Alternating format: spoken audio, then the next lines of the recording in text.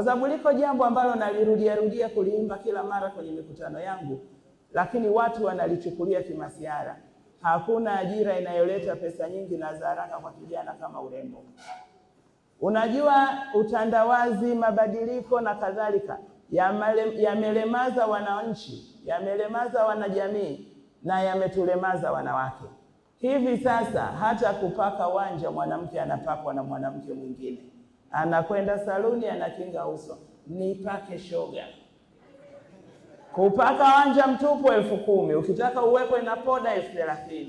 Ukipata vichwa 10 kwa siku unashinda ngapi? Ni afisa gani wangu wa serikali anaingiza 300,000 kwa siku? Hata mimi siingizi, kwa sababu ningeingiza hiyo manake kwa mwezi na milioni 9, sina huo mshahara. Mpo ndugu? Hapo hujasukwa nywele. Kusukwa nywele kichwa inategemea na msuko. Upo wa 10,000, wa 20,000, 50 mpaka wa 100,000 msuko upo. Ukisema mimi nina send off na birthday, bei inapanda, unaambiwa 100,000. Kupambwa, kupakwa poda. Zile gypsum zile manake huwa zinakolezwa, wakati mwingine zinazidi mpaka vijicho vinakuwa vidogo. Ukirudi nyumbani mkwe wangu anakuuliza, mwenzangu ni wewe? Unasema yani wewe, mimi nimetumia pesa nyingi, baada kuniambia umependeza unaniuliza ni mimi.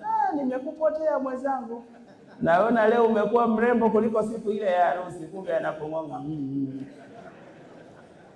Sasa hili kwa sababu wale watu walikuwa wapati mafunzo, kwa hiyo wanazidisha zile poda.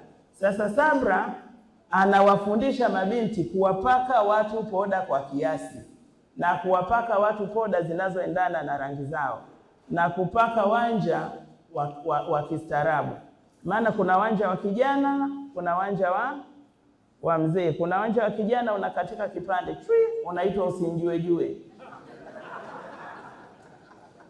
Alafu kuna wa wazee kama mimi, umepinda hivi kama mwezi, nusu duara, ule unasema nishaolewa.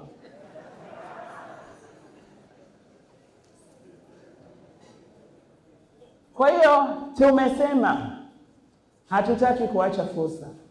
Ndugu Katibu Mkuu, kila fursa itakayoingiza kipato sisi tunayo. Tunalala nayo mbele.